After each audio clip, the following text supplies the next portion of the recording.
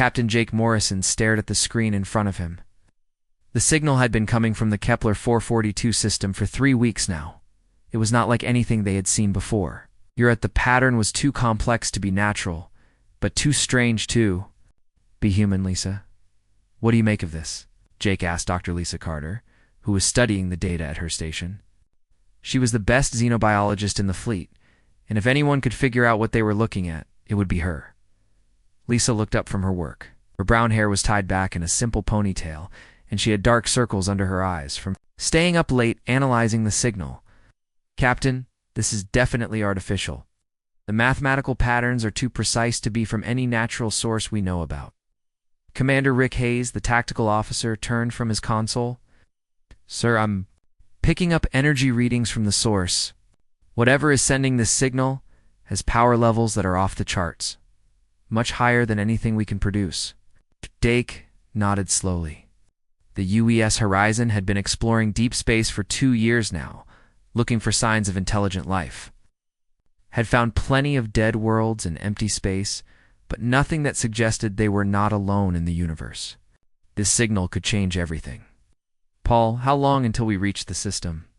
Jake called to Chief Engineer Paul Smith, who was monitoring the ship's faster-than-light drive.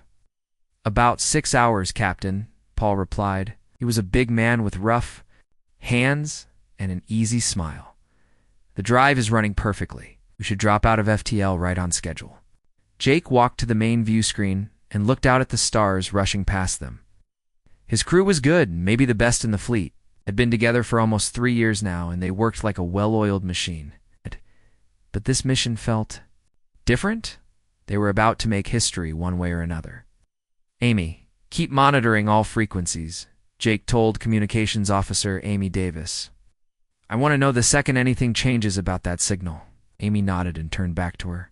Equipment. She was young, maybe 25, but she had the best ears in the fleet. If there was something to hear, she would find it. The next few hours passed slowly. The crew went about their normal duties, but everyone could feel the tension in the air. They were about to encounter something that could change humanity's place in the universe forever.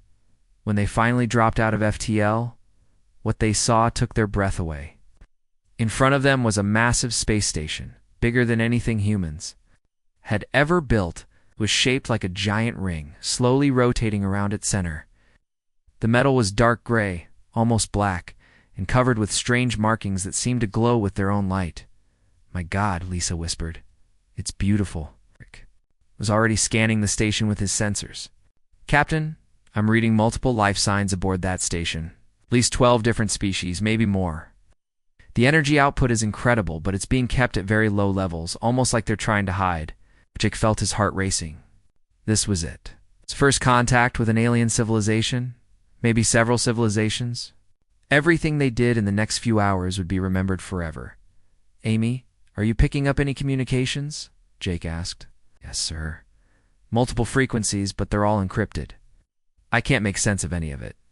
Amy paused, listening to something in her headset. Wait, Captain, I'm getting something new. It's in English. Everyone on the bridge turned to look at her. English? Jake asked. Yes, sir?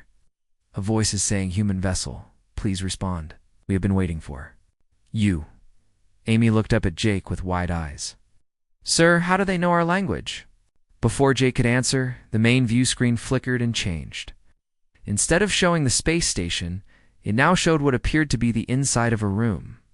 Standing in the center was a creature unlike anything they had ever seen. It was tall, maybe 8 feet, with pale blue skin and 4 arms. Its head was larger than a human's, with 2 large black eyes that seemed to look right through them. When it spoke, its voice was calm but somehow sad. I am Zex of the Vorthok people. We have been monitoring your species for many centuries. We know your language, your history, your wars, your achievements. We have been waiting for you to develop faster-than-light travel so we could make contact. Jake stepped forward. I am Captain Jake Morrison of the United Earthship Horizon.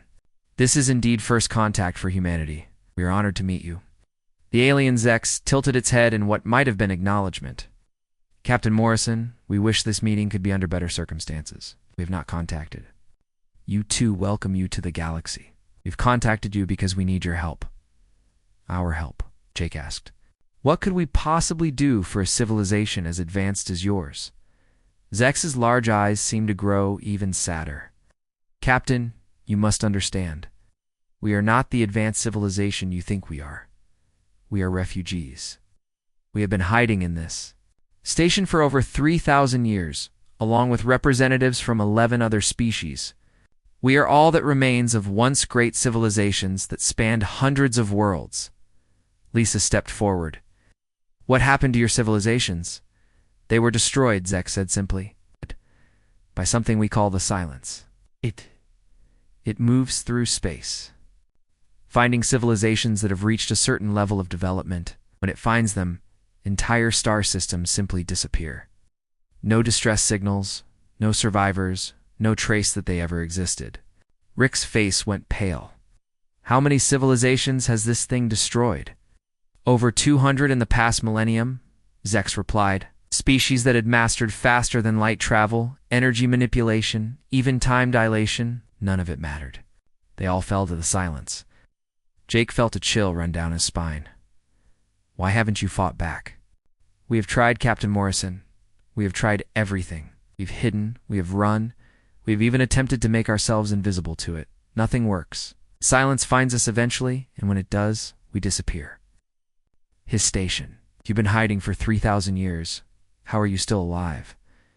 Zex gestured to the space around them. We've learned to live very quietly. We keep our energy signatures low, we avoid expanding beyond a single system, and we never, ever draw attention to ourselves. We have become shadows of what we once were. But why contact us now? Amy asked. If this thing is so dangerous, aren't you putting yourselves at risk by talking to us? Zex was quiet for a long moment. When he spoke again, his voice was different. There was something in it that Jake could not quite identify. Hope, maybe? Because Communications Officer Davis, we have studied your species extensively. We have watched you develop, we have seen your history, and we have learned something very important about humans. What's that? Jake asked. You are different from every other species we have encountered. Every civilization that has fallen to the silence had one thing in common. They had all evolved beyond their aggressive instincts. They had become peaceful, cooperative, and civilized. They had learned to resolve conflicts through discussion rather than violence. Lisa frowned.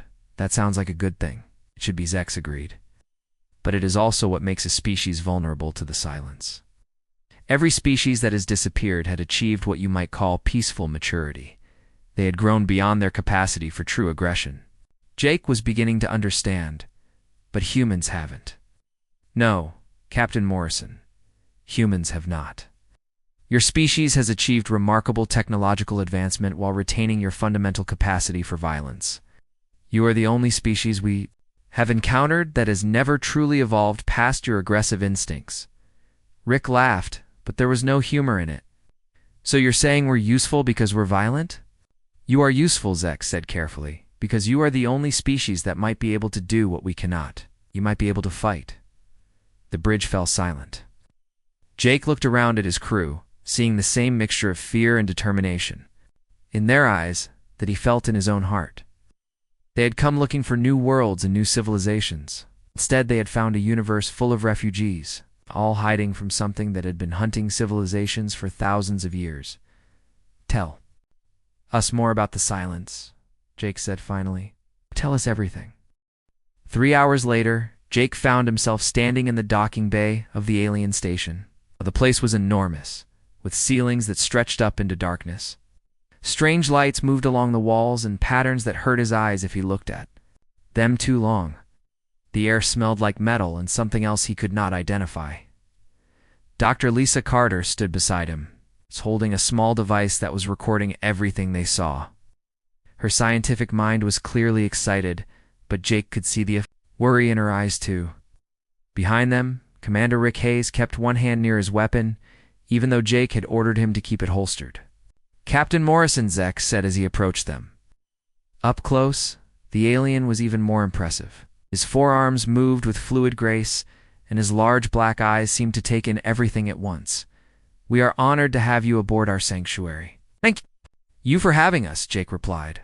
We're eager to learn more about your situation. Zex nodded and began walking toward a large doorway. Come. The council is waiting to meet you. They represent the 12 species that live here. As they walked through the corridors, Jake saw things that made his head spin.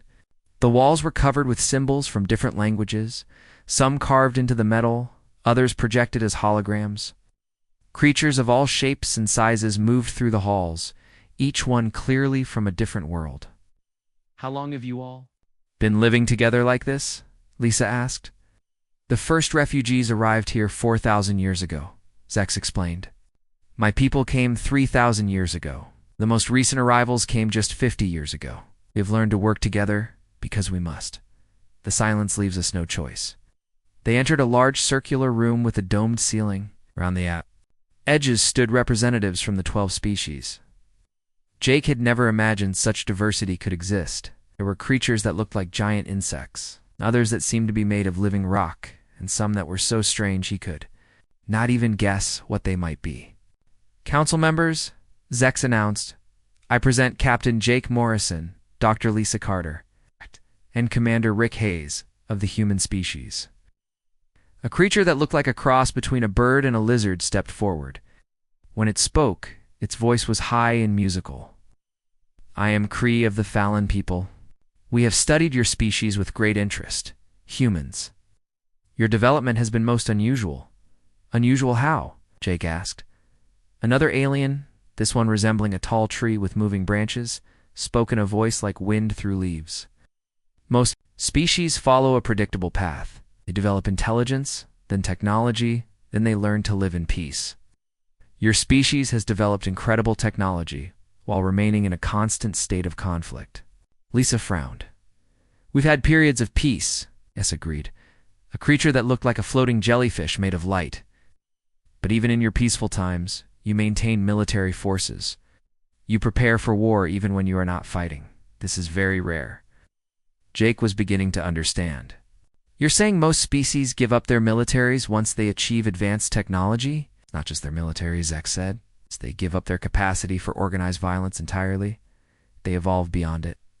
Their brains change, their social structures change, their entire way of thinking changes. Rick spoke up. But humans haven't changed. No, said the bird-like creature, Cree. Your species has retained its warrior instincts while developing faster than light travel. It's advanced computing and energy weapons. This combination is almost unknown in the galaxy. The tree-like alien rustled its branches. We have been studying your historical records. Your species has been in a state of warfare for its entire recorded history. Even now, as you explore space, you maintain weapons and military discipline.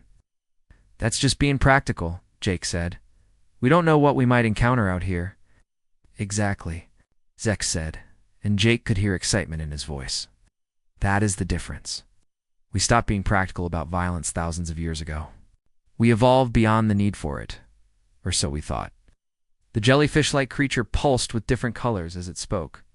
We believed that advanced intelligence naturally led to peace. We thought that any species smart enough to travel between stars would be too wise to engage in primitive behaviors like warfare. We were wrong, Cree said simply. Lisa pulled out her recording device. Can you tell us more about the silence? What exactly is it? The council members looked at each other, and Jake could sense their fear even across the species barriers. Finally, Zex spoke. We do not know exactly what the silence is. It appears to be a single entity, but it is larger than most space stations. It can move faster than light, but it does not use any technology we understand. It seems to exist partially outside normal space. How does it attack? Rick asked. The tree-like alien's branches drooped. It does not attack in any way we understand. It simply appears at the edge of a star system and begins to approach the inhabited worlds. As it gets closer, the inhabitants become calm. They stop their daily activities and gather in open spaces. They do not seem afraid or upset. They just wait. Wait for what? Jake asked. For it to consume them, the jellyfish creature said. The silence feeds on consciousness itself. It absorbs the minds of entire civilizations, leaving behind empty worlds and dead systems. Lisa looked horrified. How many beings has it killed? Billions. Cree said. Maybe trillions. We do not know for certain because once a civilization is consumed, it is as if they never existed. Their planets remain, but all traces of their culture, their knowledge, their very existence disappears. Jake felt sick. You can't fight it? We have tried, Zek said sadly. The Calrun people had weapons that could destroy stars. The silence. Consumed them in a single day. The Nexus civilization could manipulate time itself. They tried to trap the silence in a temporal loop. They failed. What about working together? Rick asked. All 12 species fighting as one? The council members were quiet for a long moment. Finally, the tree-like alien spoke. Commander Hayes, we cannot fight. The evolutionary changes that made us peaceful and cooperative also made us incapable of true aggression. When the silence approaches, we feel calm. We want to surrender to it. Fighting against it feels wrong, unnatural, even when you know it. We'll kill you? Lisa asked. Even then, Zex confirmed. Our minds have been shaped by millions of years of evolution toward peace. We cannot overcome our own nature. Jake walked to the center of the room, looking at each of the council members. But you think humans can? We hope so, Cree said. Your species has shown a remarkable ability to become more aggressive when threatened. Your fight-or-flight response is stronger than any species we have encountered. Where we feel calm in the face of danger, you feel anger. You want to use us as weapons? Rick said. It was not a question. We want to give you the chance to defend yourselves, the jellyfish. The creature replied, and in doing so, perhaps defend us all. Zek stepped forward. Captain Morrison, we have been monitoring space around this system. The silence has been moving in this direction for the past 5 years. We estimate it will arrive here within the next few months. Jake felt his blood run cold. You're saying it's coming here? Yes. We believe it detected the energy signature from your ship when you arrived. The silence is drawn to signs of advancing civilizations. Your presence here may have marked this system for consumption. The room fell silent. Jake looked at his crew members, seeing the same mixture of fear and determination he felt himself. They had come looking for new life and new civilizations. Instead, they had found a universe full of refugees and a monster that had been hunting intelligent life for thousands of years.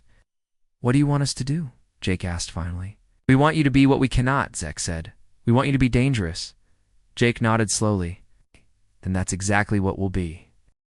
Back aboard the Horizon, Jake called his senior staff to the main conference room. The meeting with the Alien Council had left everyone shaken, but they needed to focus on what came next. Dr. Lisa Carter sat at the table with a stack of data, tablets, while Commander Rick Hayes paced near the window. Chief Engineer Paul Smith and Communications Officer Amy Davis completed the group. All right, people, Jake began. We've got a situation unlike anything humanity has ever faced. I want to hear your thoughts. Lisa looked up from her data. Captain, I've been reviewing the historical records the aliens shared with us. The pattern is always the same. Silence appears. The population becomes calm and compliant. Then they simply vanish. No signs of struggle, no evidence of resistance. What about their technology? Paul asked. Some of these civilizations had weapons that could destroy planets. That's what makes this so terrifying, Lisa replied. The Calron people had antimatter weapons that could tear apart stars. The Nexus civilization could manipulate time itself. None of it mattered. They all went quietly when the silence came. Rick stopped pacing and turned to face the group. There has to be something different about how it affects them. Normal creatures don't just give up when faced with extinction. Amy nodded. That's what bothers me too. I've been listening to their communication records from past encounters. Right before each civilization disappeared, their transmissions became very peaceful. They stopped reporting threats and started talking about acceptance and surrender, like they were being controlled. Jake asked. More like they were being changed, Lisa said. I think the silence does something to their minds. It makes them want to be consumed. Paul leaned forward. But the aliens said their species evolved to be peaceful. Maybe that evolution made them vulnerable to whatever the silence does. Exactly, Lisa said, getting excited. Captain, I've been comparing human brain structure to the data the aliens provided about their own species. Every single one of them has undergone similar evolutionary changes. Their brains produce different chemicals. Their neural pathways are organized differently, and their responses to threats are completely changed. Changed how? Rick asked. They've lost their ability to feel true anger or aggression. When they encounter danger, their first instinct is to try to understand it, to communicate with it, to find a peaceful solution. They literally cannot think in terms of violence anymore. Jake felt a chill run down his spine. But humans can, not just can, Lisa said. We're wired for it. When humans feel threatened, our bodies flood with adrenaline. Our thinking becomes focused on survival. We become faster, stronger, and more willing to fight. Every other species in that council has evolved beyond those responses, Amy spoke up. So when the silence does whatever it does to make people calm and compliant, humans might react differently. That's what we're hoping, Lisa replied. But we won't know for sure until we face it. The room fell quiet. Jake looked around at his crew, seeing the same mixture of fear and determination he felt himself. They were talking about facing something that had destroyed hundreds of civilizations, and they were hoping that humanity's capacity for violence would be enough to make a difference. There's something else, Rick said. I've been thinking about what the aliens told us about their military capabilities. They said they tried to fight the silence, but they couldn't. What if the problem isn't that their weapons don't work, but that they can't bring themselves to use them effectively? Paul nodded slowly. You mean they might have the tools to fight, but not the will? Exactly. Think about it. If your entire species has evolved to be peaceful, how do you wage war? How do you make the hard decisions that winning requires? How do you accept that sometimes you have to destroy something to save everything else? Jake stood up and walked to the window, looking out at the alien station. They've been hiding for thousands of years because they can't bring themselves to fight, but humans have been fighting for our entire history. Not just fighting, Amy added. We've gotten very good at it. We've developed strategies, tactics, and technologies specifically designed to kill other thinking beings. That's not something most species would be proud of, but right now it might be exactly what we need. Lisa pulled up a holographic display showing human military history. Look at this. In just the past century, humans have fought 2 world wars, dozens of smaller conflicts, and we've developed weapons that could destroy our own planet. We've never stopped preparing for war, even during peacetime. The aliens think that's primitive, Rick said. But maybe it's what kept us alive. Jake turned back to the group. So what you're all saying is that humanity's greatest weakness might actually be our greatest strength? In this situation, yes, Lisa replied. Every other species grew beyond their aggressive instincts and became vulnerable to the silence. We never did. We're still the same violent, stubborn, paranoid species that crawled out of caves and decided to conquer the world. Paul laughed, but there was no humor in it. When you put it that way, it sounds almost like we were meant for this. Maybe we were, Jake said quietly. Maybe every species is supposed to have a few that don't evolve past their aggressive phase. Maybe we're supposed to be the ones who can fight when fighting is necessary. Amy looked at her data screen. Captain, I'm picking up a priority transmission from the alien station. Zex wants to speak with you immediately. Jake activated the main screen, and Zex's image appeared. The alien looked more worried than before, his forearms moving in what seemed like nervous gestures. Captain Morrison, we have detected something at the edge of our sensor range. The silence is approaching this system faster than we expected. We estimate it will arrive in less than 72 hours. The room went silent. Jake felt his heart start beating faster. Are you certain? Yes, Captain. Our long-range sensors show a massive object moving toward us at incredible speed. It matches the energy signature of the silence exactly. Rick stepped forward. What's the plan, Zex? Looked uncertain. We'd hoped to have more time to prepare, to study your species' capabilities more thoroughly, but time has run out. We must begin preparations immediately. What kind of preparations? Asked. We need to evacuate all non-essential personnel from the station. We need to prepare our defenses, though we know they will likely be ineffective. And we need to see if your species can do what ours cannot. Lisa leaned forward. What exactly do you want us to do? We want you to be ready to fight, Zek said. Simply, when the silence arrives, it will try to make you calm and compliant. It will try to make you surrender. You must resist that influence. You must remain aggressive, remain angry, remain human. Jake nodded. We can do that. Can you? Zex asked. Captain, you do not understand what you will face. The silence does not just attack your body or your ship. It attacks your mind, your very sense of self. It will make you want to give up. It will make surrender seem like the right choice, the peaceful choice. Then we'll just have to be stronger than that, Rick said. Zek stared at him for a long moment. Commander Hayes, entire civilizations have tried to be stronger than that. Billions of beings with advanced technology and powerful weapons have failed. What makes you think humans will be different? Rick smiled, and there was something cold in his expression, because we're not civilized. Jake felt a strange sense of pride at those words. For the first time in human history, their violent nature was not something to be ashamed of. It was something that might save not just humanity, but every species. In the galaxy, Zex, Jake said, we'll be ready. And when the silence gets here, it's going to learn something about humans that no other species has ever had to teach it. What's that, Captain? That some things are worth fighting for, no matter the cost. 48 hours later, Jake stood on the bridge of the horizon, watching the edge of the solar system. The alien station had been busy with preparations, but Jake knew that most of their defenses would be useless. The real test would come when the silence arrived and tried to influence their minds. Captain Amy called from her station. I'm detecting something massive approaching from the outer system. Oh, yeah. It's bigger than anything we've ever seen. Odd. Jake turned to look at the main screen. At first, there was nothing visible except empty space. Then, slowly, a darkness began to appear. It was not black like the space around it, but something deeper, something that seemed to absorb light itself. My God, Lisa whispered. How big is that thing? Rick checked his sensors. It's at least 50 kilometers across, maybe more. But the readings are strange. It's like it's not entirely in our dimension. The darkness grew larger as it approached. Jake could feel something changing in the air around them. The bridge seemed quieter somehow, more peaceful.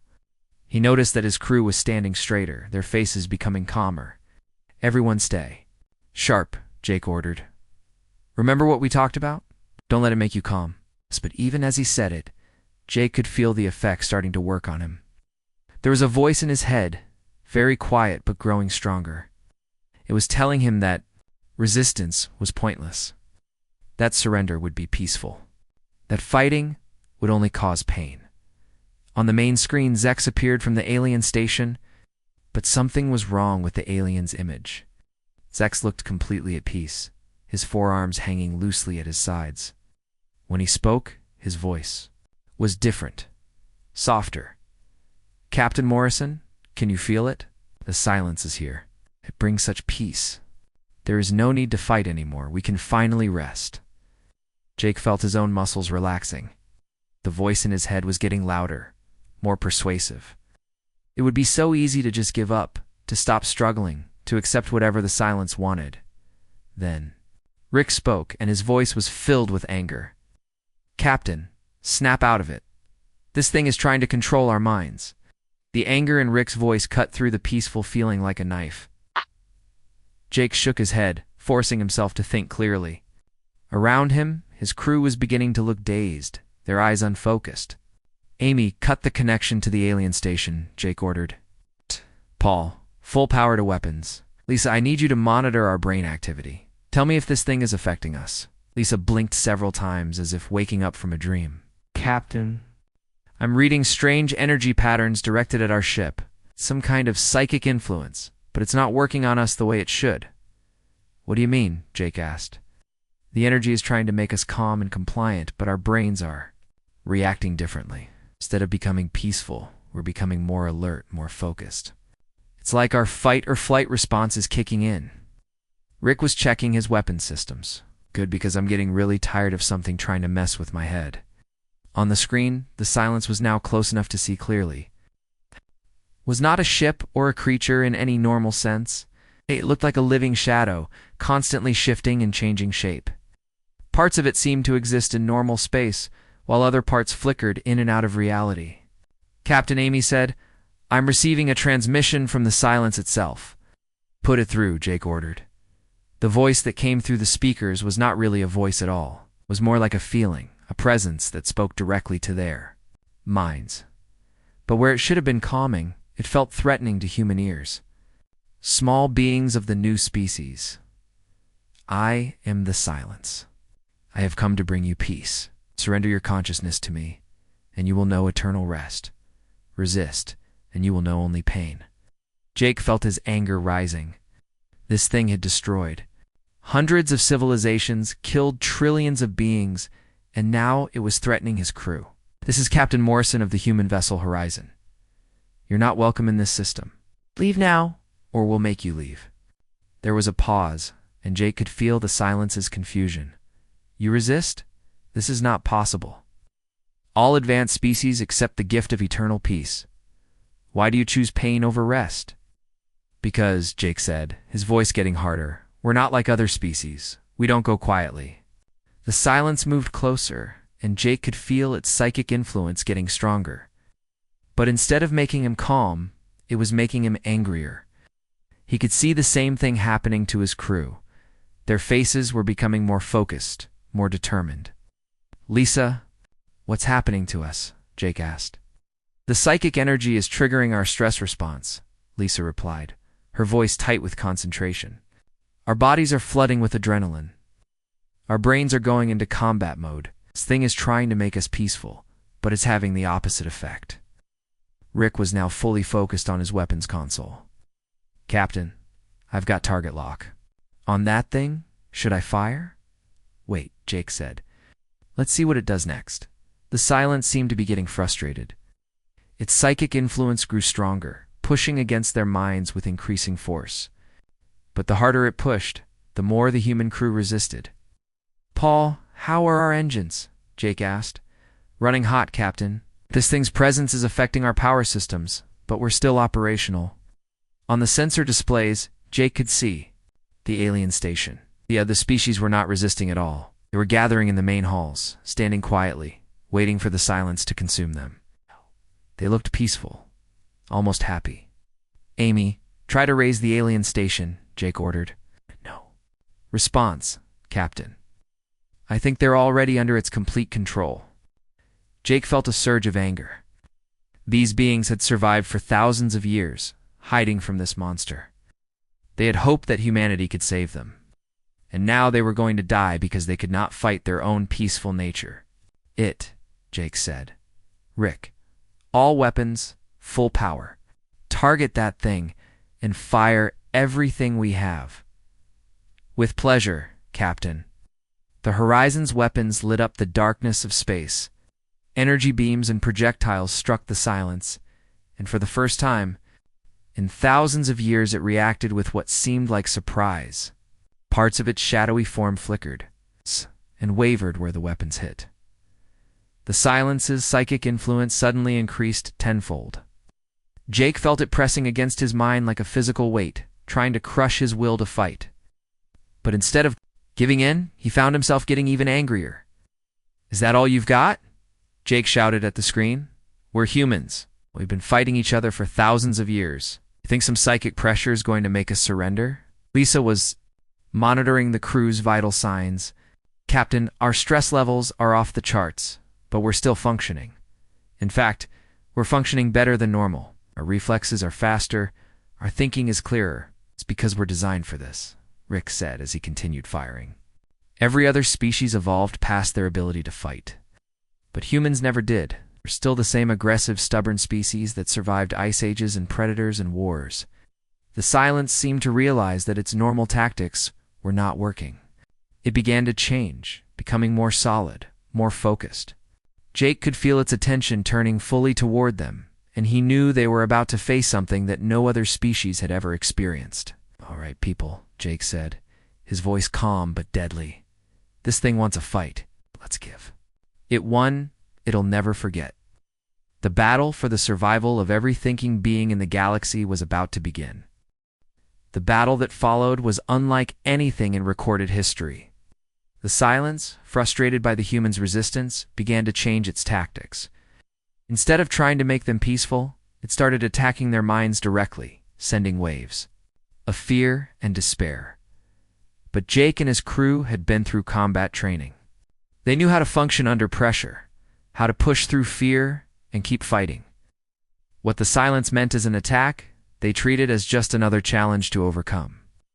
"Rick, keep firing," Jake shouted over the noise of the ship's weapons. "Don't let up for a second." "Our weapons are having some effect," Rick replied. "But this thing is huge. We need to find a weak spot." Lisa was studying her readings frantically. "Captain, I'm detecting something strange. Silence isn't just one entity. It's made up of thousands of consciousness patterns, all merged together." "You mean it's made of the species it consumed?" Amy asked. "Exactly. Every civilization it destroyed is still in there, but they're all calm and peaceful. They're not fighting." To get out, Jake felt a new kind of anger building inside him.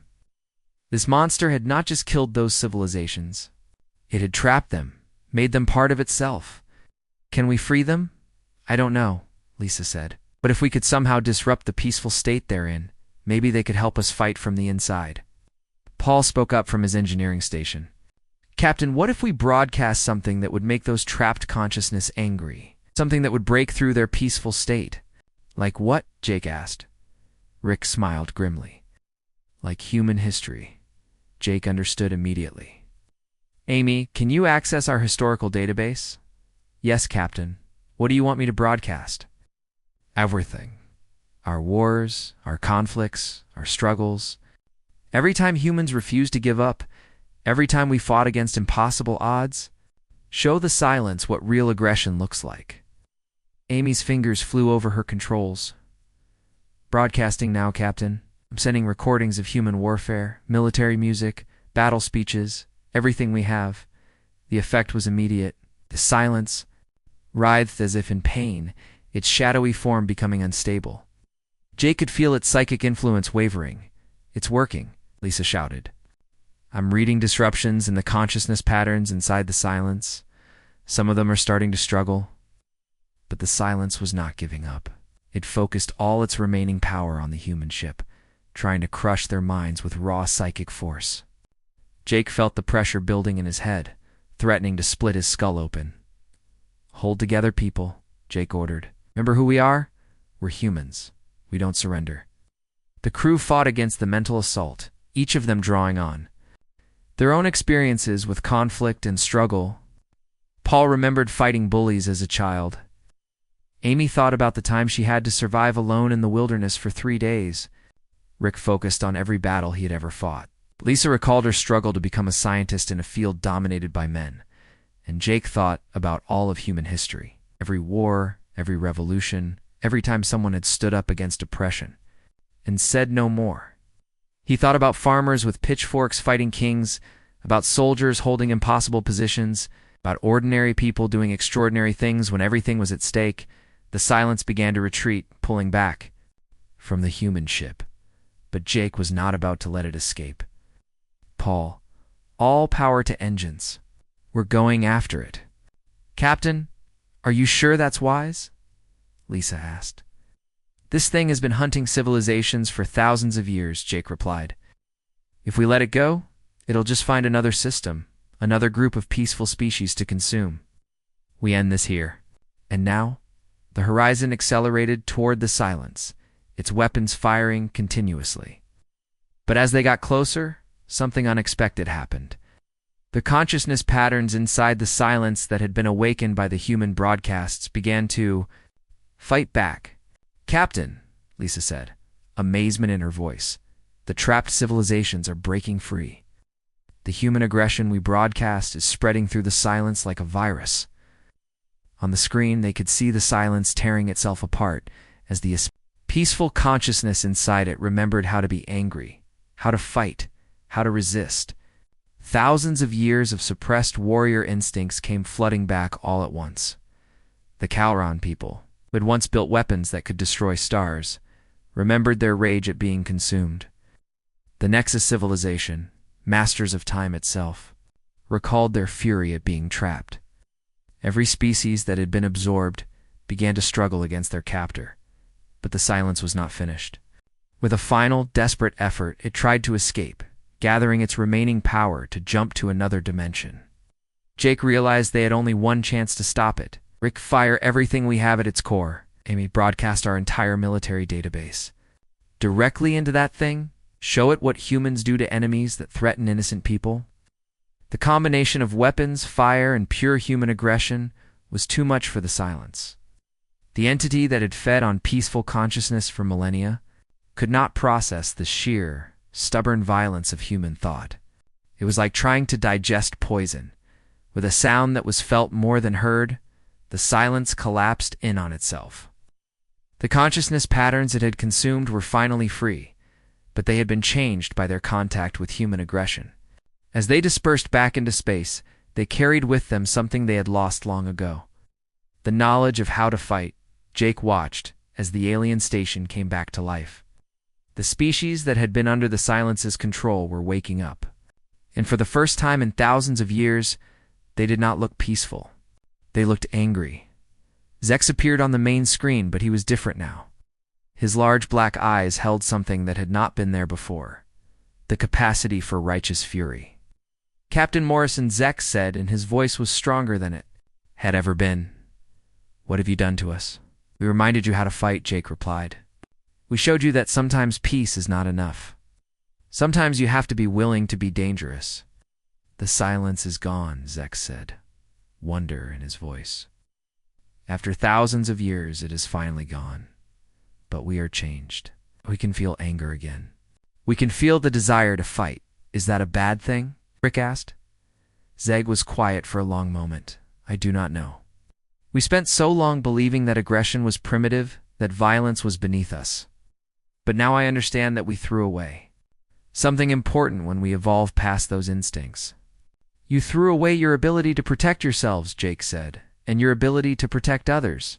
"Yes," Zex agreed. "Captain Morrison, on behalf of all the species in this galaxy, I thank you. You have saved us from the silence, but more than that, you have saved us from ourselves." Amy looked at her readings. "Captain, I'm receiving signals from all over the galaxy. Word is spreading about what happened here. Other hidden civilizations are coming out of hiding. And they're all asking the same question," Paul added. "They want to know how humans manage to stay dangerous while still becoming advanced?" Jake smiled. "Tell them it's simple. Never forgot that sometimes the most civilized thing you can do is refuse to be civilized." As the horizon prepared to return to Earth, Jake looked out at the stars with new understanding. Humanity had always wondered if they were alone in the universe. Now, they knew they were not. They were surrounded by civilizations that had grown, beyond conflict, beyond aggression, beyond the ability to defend themselves. And that made humanity the most important species in the galaxy. Not because they were the smartest or the most advanced, but because they were the only ones who had remained what they had always been: dangerous when they needed to be. The deadliest life forms in the galaxy were not aliens. They were humans. And for the first time in their history, that was exactly what the universe needed.